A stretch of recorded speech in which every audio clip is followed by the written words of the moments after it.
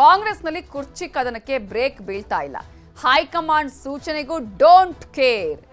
ಸತ್ತಿಲ್ಲದೆ ನಡೀತಾ ಇದೆ ತಂತ್ರ ಪ್ರತಿತಂತ್ರ. ಈ ರೀತಿಯ ಬಹಿರಂಗ ಹೇಳಿಕೆಗಳು ಸ್ವಲ್ಪ ಕಡಿಮೆ ಇದ್ರೂ ಕೂಡ ಒಳಗೊಳಗೆ ಎಲ್ಲಾ ಲೆಕ್ಕಾಚಾರಗಳು, ಎಲ್ಲಾ ರೀತಿಯಾದಂತಹ ರಣತಂತ್ರಗಳು ನಡೀತಾ ಇದೆ.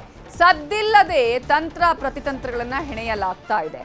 ಸಿಎಂ ಆಪ್ತ ಬಣ ಶೀಘ್ರವೇ ದೆಹಲಿಗೆ ಪ್ರಯಾಣವನ್ನ ಬೆಳೆಸಲಿದೆ. ಸಿಎಂ ಬದಲಾವಣೆ ಮಾಡಬಾರ್ದು. ಈಗ ಅಧಿಕಾರ ಹಂಚಿಕೆಯ ವಿಚಾರ ಜೋರಾಗಿ ಕೇಳಿ ಬರ್ತಾ ಇದೆಯಲ್ಲ, ಇಂತಹ ಸಂದರ್ಭದಲ್ಲಿ ಸಿಎಂ ಬದಲಾವಣೆ ಮಾಡದಂತೆ ಬಿಗಿಪಟ್ಟನ್ನ ಹಿಡಿತಾ ಇದೆ ಈ ಟೀಮ್. ಯಾರ್ಯಾರಿದ್ದಾರೆ, ಯಾರ್ಯಾರು ದೆಹಲಿಗೆ ಹೋಗ್ಲಿಕ್ಕೆ ಈಗ ರೆಡಿ ಆಗಿದ್ದಾರೆ. ಒಂದ್ ಕಡೆ ದಲಿತಾಸ್ತ್ರದ ವಿಚಾರವನ್ನು ನಾವು ಹೇಳ್ತಾನೆ ಇದೀವಿ, ಮತ್ತೊಂದು ಕಡೆ ಜಮೀರ್ ಅಹಮದ್ ಖಾನ್ ಆಗಿರ್ಬೋದು, ಸಚಿವರಾಗಿರುವ ಭೈರತಿ ಸುರೇಶ್ ಆಗಿರ್ಬೋದು, ಕೆಜೆ ಜಾರ್ಜ್, ಇವರೆಲ್ಲರೂ ಕೂಡ ಶೀಘ್ರವೇ ದೆಹಲಿಗೆ ತೆರಳಲಿದ್ದಾರೆ. ಪಕ್ಷದಲ್ಲಿ ಏನೇನಾಗ್ತಾ ಇದೆ? ಒಂದು ಕಡೆ ಪಕ್ಷದಲ್ಲಿ ಅಧಿಕಾರ ಹಂಚಿಕೆಯ ಗುಮ್ಮ ಜೋರಾಗಿ ಕೇಳಿ ಬರ್ತಾ ಇದೆ.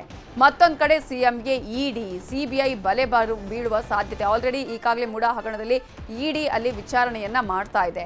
ಪರಿಸ್ಥಿತಿ ಯಾವುದೇ ಇದ್ರೂ, ಎಂತಹ ಪರಿಸ್ಥಿತಿ ಬಂದರೂ ಸಿಎಂ ಅವರನ್ನ ಬದಲಾವಣೆ ಮಾಡೋದು ಬೇಡ ಅನ್ನುವ ಒತ್ತಡ ಹೇರುವಂತಹ ಪ್ರಯತ್ನ ಈ ಟೀಮ್ ಮಾಡಲಿದೆ. ಡಿಕೆಶಿ ವಿರುದ್ಧ ನಾಳೆ ದಲಿತ ಸಚಿವರಿಂದಲೂ ಕೂಡ ದೂರನ್ನ ನೀಡಲಾಗುತ್ತೆ. ದಲಿತ ಸಮಾವೇಶಕ್ಕೆ ಅಡ್ಡಿಪಡಿಸಿರೋದಕ್ಕೆ ಈಗಾಗಲೇ ಬೇಸರ ಆಗಿದ್ದಾರೆ. ಆ ಹಿನ್ನೆಲೆಯಲ್ಲಿ ಆಪರೇಷನ್ ಹೇಳಿಕೆ ಬಗ್ಗೆ ಕೈ ಶಾಸಕರು ಅಸಮಾಧಾನವನ್ನ ವ್ಯಕ್ತಪಡಿಸಿ ಈಗ ಒಳಗೊಳಗೇನೆ ಅವ್ರು ಬಂದ್ರೆ ನಮ್ಮ ಸ್ಥಾನಮಾನ ಏನು, ಅವರಿಗೆ ಸ್ಥಾನಮಾನ ಕೊಡಬೇಕಾಗತ್ತೆ, ನಮಗೆ ಆಲ್ರೆಡಿ ಈಗಾಗಲೇ ಯಾವುದೇ ರೀತಿಯ ಸ್ಥಾನಮಾನ ಸಿಗ್ತಾ ಇಲ್ಲ, ಇಂತಹ ಸಂದರ್ಭದಲ್ಲಿ ಅವರಿಗೆ ಸ್ಥಾನಮಾನ ಎಲ್ಲಿಂದ ಕೊಡ್ತೀರಿ ಅನ್ನುವಂಥ ಪ್ರಶ್ನೆಗಳನ್ನ ಕೇಳ್ತಾ ಇದ್ದಾರೆ, ಅಸಮಾಧಾನವನ್ನ ವ್ಯಕ್ತಪಡಿಸಿದ್ದಾರೆ. ಹಾಗಾದ್ರೆ ಕಾಂಗ್ರೆಸ್ನ ಬಣ ರಾಜಕೀಯದ ಬಗ್ಗೆ ಇನ್ನಷ್ಟು ಇನ್ ಡೀಟೇಲ್ ಆಗಿ ಡೀಟೇಲ್ಸ್ ಅನ್ನ ಕೊಡೋದಕ್ಕೆ ನಮ್ಮ ರಿಪೋರ್ಟರ್ ಹೆಬ್ಬಾಕ ತಿಮ್ಮೇಗೌಡರು ನೇರ ಸಂಪರ್ಕದಲ್ಲಿ ಜಾಯ್ನ್ ಆಗಿದ್ದಾರೆ. ತಿಮ್ಮೇಗೌಡ್ರೆ, ಈಗಾಗಲೇ ಬಿಜೆಪಿನ ಬಣ ರಾಜಕೀಯ ತಾರಕಕ್ಕೇರಿದೆ. ಇಂತಹ ಸಂದರ್ಭದಲ್ಲಿ ಕಾಂಗ್ರೆಸ್ ಅನ್ನ ನಾವು ಗಮನಿಸೋದಾದ್ರೆ, ಕಾಂಗ್ರೆಸ್ನಲ್ಲಿ ಒಳಗೊಳಗೆ ತಂತ್ರ ಪ್ರತಿತಂತ್ರಗಳು ನಡೀತಾ ಇದೆ. ಸಿದ್ದರಾಮಯ್ಯ ಅವರನ್ನೇ ಕಂಟಿನ್ಯೂ ಮಾಡಬೇಕು ಅನ್ನುವಂತಹ ನಿಟ್ಟಿನಲ್ಲಿ ಒತ್ತಡ ಹೇರುವಂತಹ ತಂತ್ರ. ಡಿಕೆಶಿ ವಿರುದ್ಧ ದೂರು ಕೊಡೋದಕ್ಕೆ ಈ ಟೀಮ್ ಯಾವ ರೀತಿಯಾಗಿ ರೆಡಿ ಆಗಿದೆ? ಯಾವ ರೀತಿಯಾಗಿ ರೆಡಿಯಾಗಿದೆ ಅಂದರೆ, ತಮ್ಮ ಇಲಾಖೆಗಳ ಕೆಲಸ ಕಾರ್ಯಗಳ ನೆಪದಲ್ಲಿ, ಅಂದರೆ ಕೇಂದ್ರ ಸಚಿವರನ್ನು ಭೇಟಿ ಮಾಡುವಂಥ, ತಮ್ಮ ಇಲಾಖೆಗೆ ಸಂಬಂಧಪಟ್ಟಂಥ ಕೇಂದ್ರ ಸಚಿವರನ್ನ ಭೇಟಿ ಮಾಡುವಂಥದ್ದು, ಕೇಂದ್ರ ಸರ್ಕಾರದ ಅಧಿಕಾರಿಗಳನ್ನ ಭೇಟಿ ಮಾಡುವಂಥ ಒಂದು ನೆಪದಲ್ಲಿ ಇದೀಗ ಸಿಎಂ ಸಿದ್ದರಾಮಯ್ಯನವರ ಆಪ್ತ ಸಚಿವರು ನವದೆಹಲಿಯ ಅಂದರೆ ದೆಹಲಿ ದಂಡಯಾತ್ರೆಗೆ ಮುಂದಾಗಿದ್ದಾರೆ ಅಂತ ಹೇಳಲಾಗ್ತಾ ಇರ್ತಕ್ಕಂಥದ್ದು. ನೋಡಿ, ಇತ್ತೀಚೆಗೆ ಕಳೆದ 2 ದಿನಗಳ ಹಿಂದಷ್ಟೇ ಸಹಕಾರ ಸಚಿವ ಕೆ ಎನ್ ರಾಜಣ್ಣವರು ಮಾತನ್ನು ಹೇಳಿದರು. ಹೌದ್ರಿ, ನಾನು ದೆಹಲಿಗೆ ಹೋಗ್ತಾ ಇದ್ದೀನಿ, AICC ಪ್ರಧಾನ ಕಾರ್ಯದರ್ಶಿ KC ವೇಣುಗೋಪಾಲ್ ಮತ್ತು AICC ಅಧ್ಯಕ್ಷ ಮಲ್ಲಿಕಾರ್ಜುನ್ ಖರ್ಗೆ ಸೇರಿದಂತೆ ಕೆಲವ್ರನ್ನೆಲ್ಲ ಭೇಟಿ ಮಾಡ್ತೀನಿ. ಸುದೀರ್ಘವಾಗಿ ರಾಜ್ಯದಲ್ಲಾಗ್ತಾ ಇರ್ತಕ್ಕಂಥ ಬೆಳವಣಿಗೆಗಳ ಬಗ್ಗೆ, BJP ಪಕ್ಷದಲ್ಲಿ ಏನಾಗ್ತಾ ಇದೆ, JDS ಅಲ್ಲಿ ಏನಾಗ್ತಾ ಇದೆ, ನಮ್ಮ ಕಾಂಗ್ರೆಸ್ಸಲ್ಲಿ ಏನಾಗ್ತಾ ಇದೆ, ಗೊಂದಲಕ್ಕೆ ಕಾರಣ ಯಾರು, ಎಲ್ಲವನ್ನು ಕೂಡ ಲಿಖಿತವಾಗಿ ದೂರಿನ ಸಮೇತ, ಅಂದರೆ ಲಿಖಿತವಾಗಿ ಪತ್ರದ ಸಮೇತವಾಗಿ ಭೇಟಿ ನೀಡಿ, ಅಂದರೆ ಮನವಿಯನ್ನು ಕೊಟ್ಟು, ಮತ್ತೊಂದು ಕಡೆಗೆ ರಾಜಕೀಯ ಪ್ರಾತಿನಿಧ್ಯದ ಇಲ್ಲದಂಥ ಸಮುದಾಯಗಳಿಗೆ MLCಯನ್ನು ನಾಮನಿರ್ದೇಶನವನ್ನು ಮಾಡಿ, ಪರಿಷತ್ ನಾಮನಿರ್ದೇಶನವನ್ನು ಮಾಡಿ, ಆ ಮೂಲಕವಾಗಿ ಸಾಮಾಜಿಕ ನ್ಯಾಯವನ್ನು ಕಲ್ಪಿಸಬೇಕು ಅನ್ನುವಂಥ ನಿಟ್ಟಲ್ಲಿ ಒಂದು ಒತ್ತಡವನ್ನು ಏರ್ತೀನಿ ಅನ್ನುವಂಥ ಮಾತನ್ನು ಬಹಿರಂಗವಾಗಿ ಹೇಳಿದರು.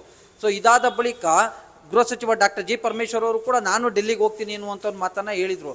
ಈ ನಡುವೆ ಸತೀಶ್ ಜಾರಕಿಹೊಳಿ ಅವರು ಕೂಡ ಹೋಗ್ತಾರೆ ಎನ್ನುವಂಥ ಒಂದು ಚರ್ಚೆಯೂ ಕೂಡ ಕೇಳಿಬಂದಂಥ ಬೆನ್ನಲ್ಲೇ ಇದೀಗ ಸಿಎಂ ಆಪ್ತ ಸಚಿವರೆಲ್ಲರೂ ಕೂಡ, ಅಂದರೆ ಇಂಧನ ಸಚಿವ KJ ಜಾರ್ಜ್ ಆಗಿರ್ಬೋದು, ನಗರಾಭಿವೃದ್ಧಿ ಸಚಿವ ಭೈರತಿ ಸುರೇಶ್ ಆಗಿರ್ಬೋದು, ಇವರೆಲ್ಲರೂ ಕೂಡ ನಾವೆಲ್ಲರೂ ಒಟ್ಟಾಗಿ ಮಾತಾಡ್ಕೊಂಡು ಹೋಗೋಣ, ಎಲ್ಲರೂ ಒಟ್ಟಾಗಿ ಹೋಗಿ ನವದೆಹಲಿಯಲ್ಲಿ AICC ನಾಯಕರ ಮುಂದೆ ಒಂದು ಪೆರೇಡ್ ಮಾಡೋಣ, ಯಾವುದೇ ಕಾರಣಕ್ಕೂ ಕೂಡ ಸಿಎಂ ಸಿದ್ದರಾಮಯ್ಯನವ್ರನ್ನ ಬದಲಾವಣೆ ಮಾಡೋದು ಬೇಡ, ಮತ್ತೊಂದು ಕಡೆಗೆ ಈ ಒಂದು KPCC ಅಧ್ಯಕ್ಷರ ಬದಲಾವಣೆ ವಿಚಾರ ಏನಿದೆ, ಶೋಷಿತ ಸಮುದಾಯಗಳಿಗೆ, ಮತ್ತೊಂದು ಕಡೆಗೆ ಹಿಂದುಳಿದ ವರ್ಗಕ್ಕೆ ಕೊಡಬೇಕು ಅನ್ನುವಂಥ ನಿಟ್ಟಲ್ಲಿ ಒತ್ತಾಯವನ್ನು ಮಾಡೋಣ, ಮತ್ತೊಂದು ಕಡೆಯಾಗಿ ಈ ಒಂದು ವಿಚಾರ ಏನಿದೆ, ಪಕ್ಷದಲ್ಲಿ ಆಗ್ತಾ ಇರ್ತಕ್ಕಂಥ ಒಂದು ಗೊಂದಲಗಳಿಗೆ ನೇರವಾಗಿ ಇಲ್ಲಿರ್ತಕ್ಕಂಥ ಪಕ್ಷದ ಅಧ್ಯಕ್ಷರೇ ಕಾರಣ, ಮತ್ತೊಂದು ಕಡೆಯಾಗಿ ಪಕ್ಷದಲ್ಲಿ ಆಗ್ತಾ ಇರ್ತಕ್ಕಂಥ ವಿದ್ಯಮಾನಗಳನ್ನು ನೀವು ಸೂಕ್ಷ್ಮ ಗಮನಿಸ್ತಾ ಇದ್ದೀರಾ. ಎಸ್ಪೆಷಲಿ ಈ ರಾಜ್ಯ ಕಾಂಗ್ರೆಸ್ ಉಸ್ತುವಾರಿ ರಣದೀಪ್ ಸುರ್ಜೇವಾಲ ಅವರು ಕೂಡ ಏಕಪಕ್ಷೀಯವಾದಂಥ ನಿರ್ಧಾರವನ್ನು ಕೈಗೊಳ್ತಾ ಇದ್ದಾರೆ, ನಮ್ಮನ್ನು ಯಾರನ್ನೂ ಕೂಡ ವಿಶ್ವಾಸಕ್ಕೆ ಪಡೀತಾ ಇಲ್ಲ. ಈ ರೀತಿಯಾದಂಥ ಸಾಲು ದೂರುಗಳನ್ನ ಪಟ್ಟಿ ಮಾಡ್ಕೊಂಡಿರ್ತಾರೆ ಸಿಎಂ ಆಪ್ತರು ಇನ್ನೇನು ಕೆಲವೇ ದಿನಗಳಲ್ಲಿ ನವದೆಹಲಿ ಯಾತ್ರೆಯನ್ನು ಮಾಡ್ತಾರೆ ಎನ್ನುವಂಥ ಒಂದು ಮಾಹಿತಿ ಕೂಡ ಲಭ್ಯ ಆಗಿರ್ತಕ್ಕಂಥದ್ದು. ಸಿಎಂ ಸಿದ್ದರಾಮಯ್ಯನವರು ಕಾಲು ಮಂಡಿ ನೋವಿನಿಂದ ಬಳಲ್ತಾ ಇರ್ತಕ್ಕಂಥ ಹಿನ್ನೆಲೆಯಲ್ಲಿ ಸಹಜವಾಗಿ ಅವರು ಸಿಎಂ ಸಿದ್ದರಾಮಯ್ಯನವರು ಯಾರ ಭೇಟಿಗೂ ಕೂಡ ಅವಕಾಶವನ್ನು ಕೊಟ್ಟಿಲ್ಲ. ಹೀಗಾಗಿ ಸಿಎಂ ಸಿದ್ದರಾಮಯ್ಯನವ್ರ ಜೊತೆ ಮಾತುಕತೆಯನ್ನು ನಡೆಸಿ ಸಿಎಂ ಸಿದ್ದರಾಮಯ್ಯನವರು ಕೊಡುವಂಥ ಒಂದು ನಿರ್ದೇಶನದ ಮೇಲೆ, ಆ ಒಂದು ನಿರ್ದೇಶನದಂತೆ ನಡೆಯೋದಕ್ಕೆ ಮುಂದಾಗಿದ್ದಾರೆ ಎನ್ನುವಂಥ ಒಂದು ಚರ್ಚೆ KPCC ಪಡಸಾಲೆಯಲ್ಲೂ ಕೂಡ ಕೇಳಿ ಬರ್ತಾ ಇರ್ತಕ್ಕಂಥದ್ದು.